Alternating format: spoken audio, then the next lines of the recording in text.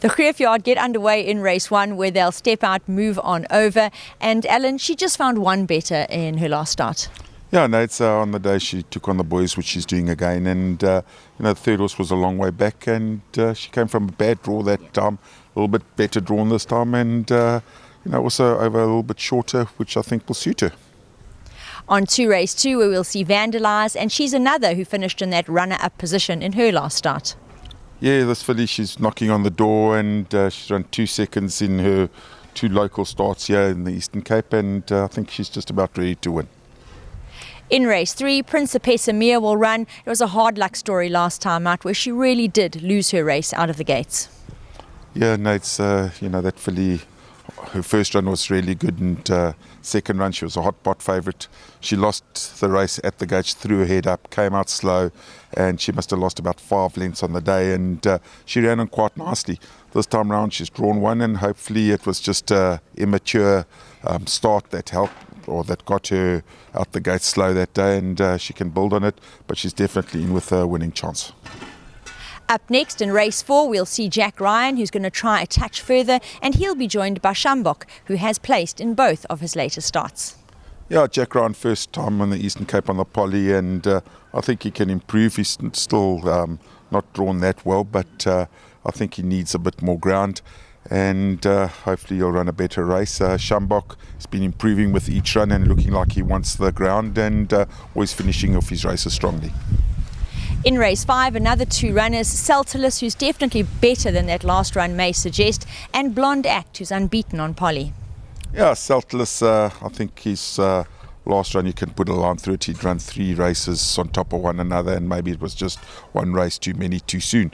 And, he's consistent, got a good draw, and I have taken the blinkers off him. Blonde Act, consistent on the Poly, loves the Poly, and, he's going to run a good race as usual.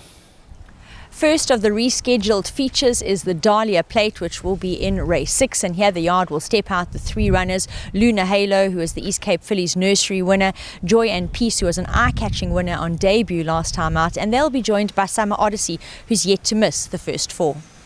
Yeah, ironically all 3 fillies, and I think unfortunate last week that we couldn't race on the grass, and still a bit sceptical for this week as there's more rain predicted come Thursday. But Luna Halo won a good race against in the fillies nursery, and really did her best work late. Joy and Peace, she's a really nice filly, and anything can happen with her. She's a filly that I think you can keep an eye on, and Some Odyssey, consistent. I think she'll like the Poly if we do go to the Poly, and she's always there and thereabouts. Second of the features, our big one on the day, the World Sports Betting East Cape Derby, and here the yard will run Heathcliff, who showed that a bit of a trip is what he's all about when he won the Derby Plate very well last time out. He'll be joined by Dammy, who's got his work cut out for him, but he'll be taking his chances. Yeah, no, Heathcliff is consistent and honest, and he definitely doesn't have any doubts about his staying power, and I think he'll run a good race. Dammy, maybe, a horse that needs a little bit of luck in the running.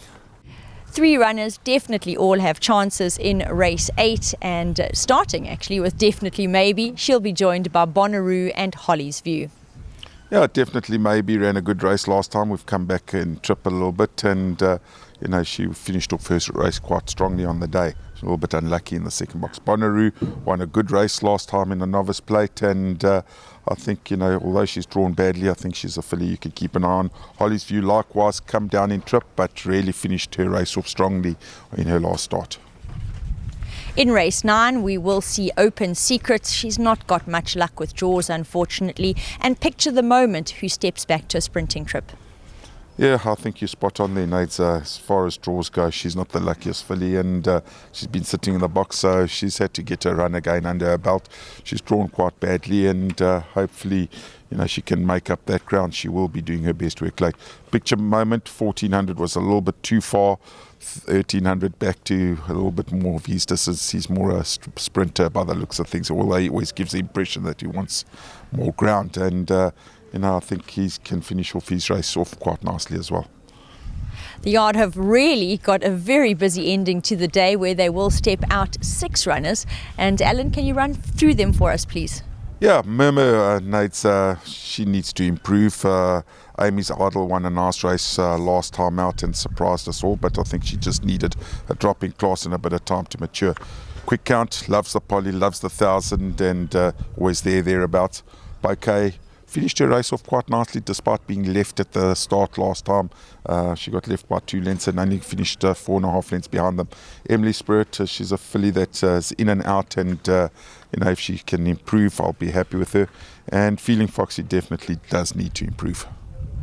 So the yard will be running around, saddling up. 6 runners on the last of the day in full. They also have a very busy afternoon, but definitely some runners of interest.